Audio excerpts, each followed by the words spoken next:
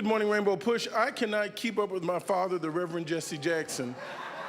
This man has gone from the East Coast, the North, the South, back through South Carolina. He is a freedom fighter on a crusade.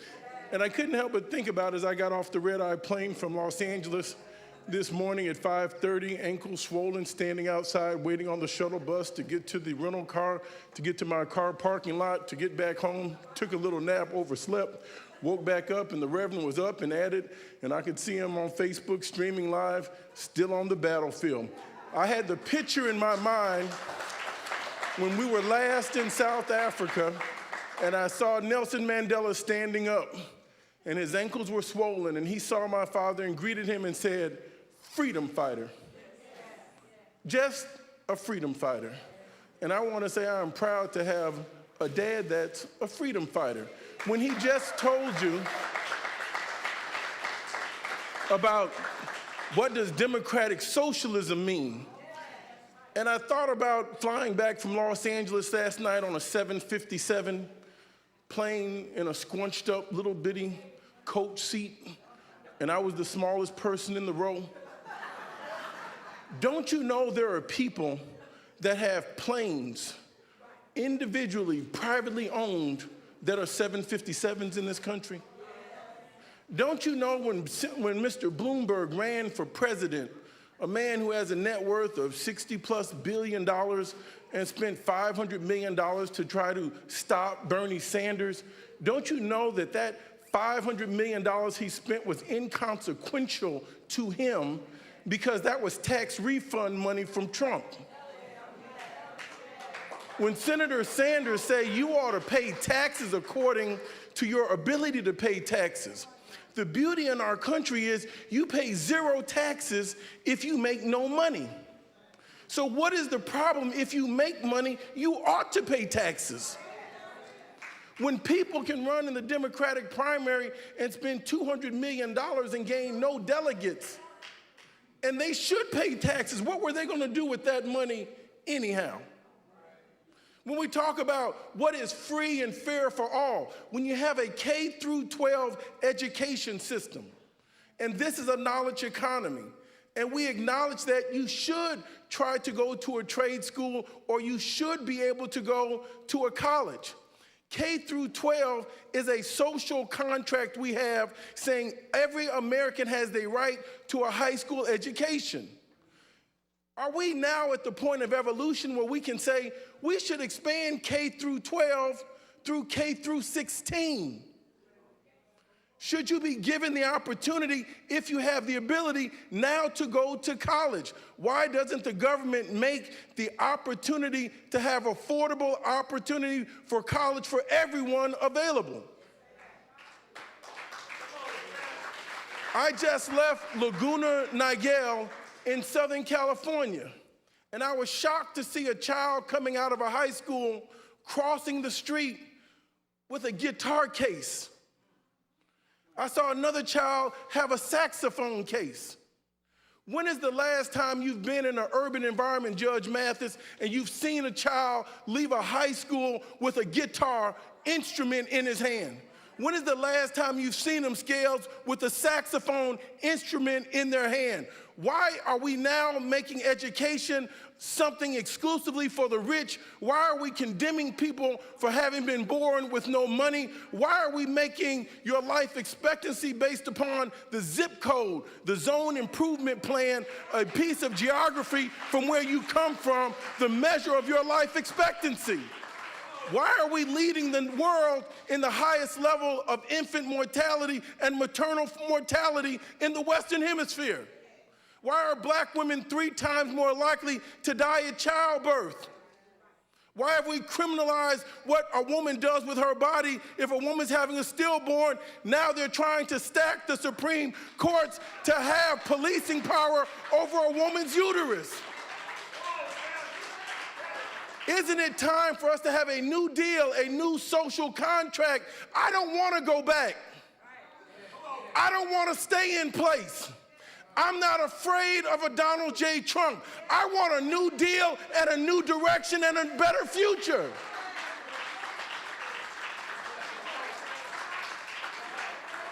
My brother, beloved Judge Mathis is here. And I can't thank him enough for being a man of character and courage. Judge Mathis, no matter how high you get, the judge has never forgot where he came from. We need to have a contract that's big enough for all Americans. We're not trying to take anything from the wealthy. Senator Sanders is not trying to lower the floor, lower the ceiling on wealth. No, no. This is still the greatest country, the deepest market, the best currency to carry around the world. It's not time to lower the ceiling. It's time to raise the floor on life expectancy and decency and human equality. I saw something this morning as I got off the plane. In O'Hare Airport, I don't like doing the red eye. It's a 3.5-hour flight. You leave LA at 11:30, which is 1:30 in the morning. You get back up at 5:30. The lady beside me was so sweet. She looked at me, but remember, every eye that's closed ain't sleep. I could feel something.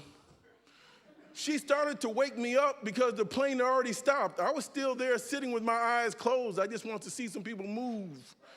And before she said a word, I said, "Thank you very much, I'm up."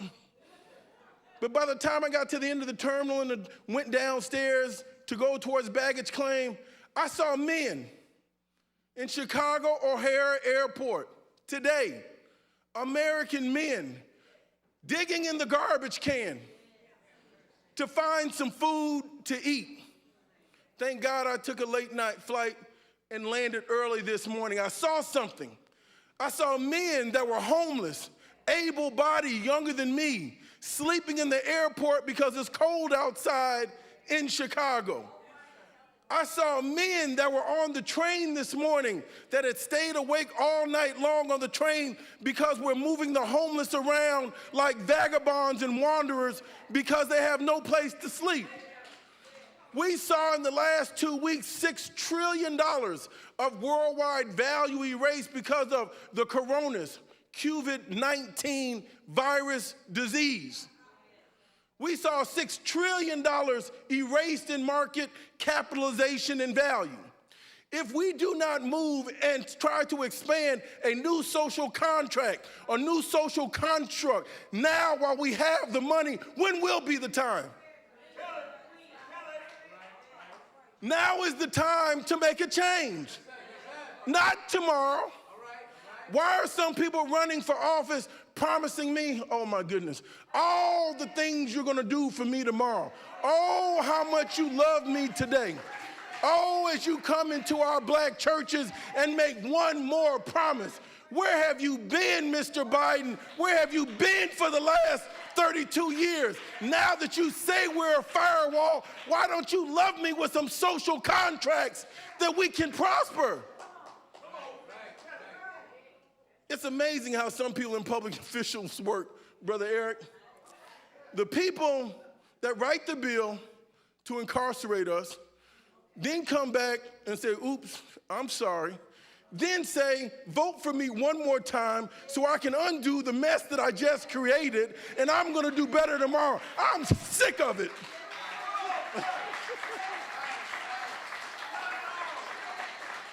Brother Eric, give me anybody, somebody else. I want a new person at bat to try something different, but don't keep messing up, creating the problems that we fought you for then to say when I get in, I'm gonna fix them now. Please stop coming to all of our neoliberal white elected officials. Please stop asking to come to our church. Our church is welcome. But when you come to our church, why don't you sit down in the pew and listen to the pastor sometime? Stop coming to the church to get in front of the congregation and talk to the people. Sometimes you need to get your vessel refueled, refilled, so you can get a word from God. Sometimes, why don't you come to our church and listen? Why don't you come to our church and break bread? Why don't you come to our church and invite us to your church? You know the song of Barney, The more we get together and your friends become my friends, and my friends are your friends. Oh, you all might have missed the song. Bernie said it, the more we get together. Why is this a one-way street? And I don't want to be a firewall. Something about that sounds like I'm the last level of defense. Something about that puts me on security. Something about that puts me as your protector, your provider. No, you got the wrong one. I want to be the one that you come out with in the morning time. I want to be the one that you're proud to know, not just in the election season. I want to be the one that when you were in office, you made it a priority. The people that you know now are the firewall. When were we going to be the priority?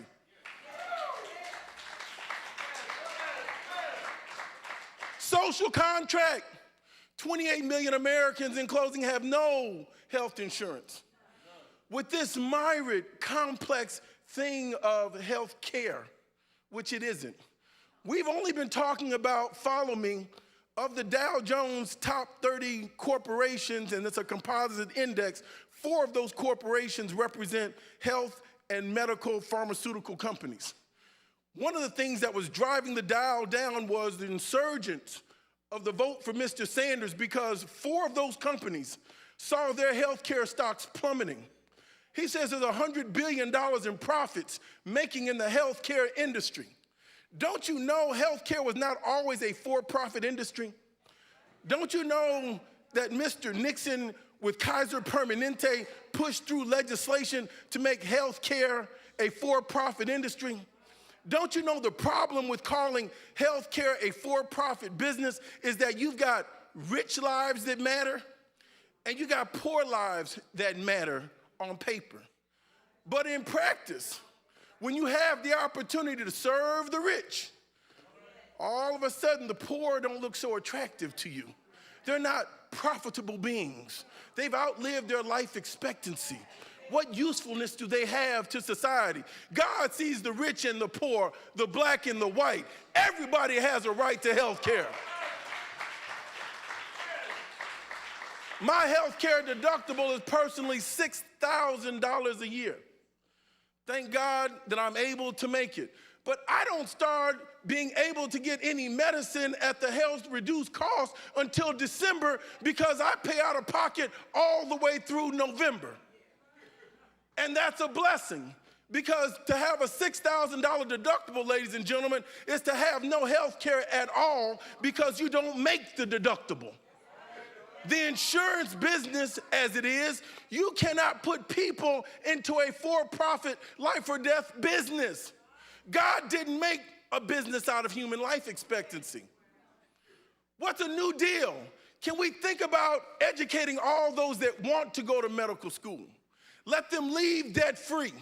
Assign them to go back to a neighborhood at a fixed salary for $100,000 or $150,000, Dr. Arnold.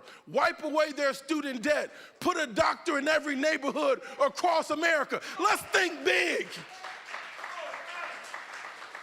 I want to see an extreme idea, a radical idea. A radical idea. What's big? What's big is that we don't incarcerate the most children for life in the history of the world anymore. A big idea, when our children grow up in the future and they say, Mom, Dad, what is racism?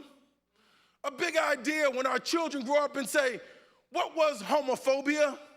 A big idea, what was anti-Semitism? A big idea, why did they lock up so many African Americans and expand the prison pipeline? Because they were fear-mongering, saying we were crackheads, but now all of a sudden there's opioid addiction. A big idea that if you're sick, you're able to go see a doctor. A big idea, no matter who may think they have the coronavirus, people aren't afraid to go to a hospital to get tested. We do not have the infrastructure in place to even test our own citizens. In South Korea right now, they have set up pop-up drive-through tents along their facilities so people can drive through and cough and get tested for the coronavirus. A big idea that we can have an emergency medical response to help our people. A big idea, if the child has the aptitude, they can go and get a college education and they weren't condemned to poverty because of the neighborhood they grew up in. A big idea, we have legislation on gun reform where people aren't going around with guns thinking that that's the answer. A big idea, we expand the size of libraries and reduce the size of police stations. A big idea to be better together, to not be so ethnically divided. Ladies and gentlemen, here's my fear. Don't confuse the message with the man. Mr. Sanders' message is under attack. I respect Mr. Biden. I respect Mr. Sanders. What is the message that's drawing tens of thousands of young people out into the streets? Our party elites need to understand you can't have it your way. This ain't Burger King. You can't ask this generation to come out and you've offered them nothing. When the market started collapsing in 2008, our financial institutions collectively had a market capitalization value of $1 trillion. When the market started collapsing, when the Secretary of the Treasury, Paulson, came with a 2.5-sheet written document and asked for $750 billion, he didn't know how much he needed. Just that'll at least put a stopgap plug in it. And by the time all the alacrity and urgency came around the markets, they had to put in $13 trillion in cash and credit for companies that were worth $1 trillion. Because they said our financial banking system was important. So for all of my budget gurus that already knew this, that come back and tell me, how is Mr. Sanders going to pay for this? We're going to go to the same places they paid to bail out the banks. Let's go to the White House. Let's go to the Congress. Let's go to the Treasury. Let's go to the Federal Reserve. The same place that gave it to the banks, give something to the students. Don't challenge a big idea because you may not have one. Don't be afraid of the light because you've been living in the dark. Our children deserve better. A big idea, and it's time. I don't want to cajole, massage, or manage racism. Oh, I need somebody angry. I need somebody mad as hell. I need somebody that wants to be non-compromising with racism. I don't want to hear about unconscious bias. Judge, there's another term they say, stop and frisk. But not until you've had your hands up in the air and you wear the skin complexion that I've been blessed with the melatonin that I have, and an officer that has the power and the authority, Judge, with a gun to pull it on me, to make me pull down my pants, to lean me up against a car, to throw me in the back of a police, all because he felt like he thought he might have seen something and he was doing his job. It's wrong. Stop and frisk is racial terrorism. Stop and frisk is enhanced apartheid conditioning. Stop and frisk is teaching our children to feel racially inferior. We've got to stop and abolish that. We need to extricate, root out racism. Stop watering the leaves. Let's get to the roots and go a new direction and be more humane.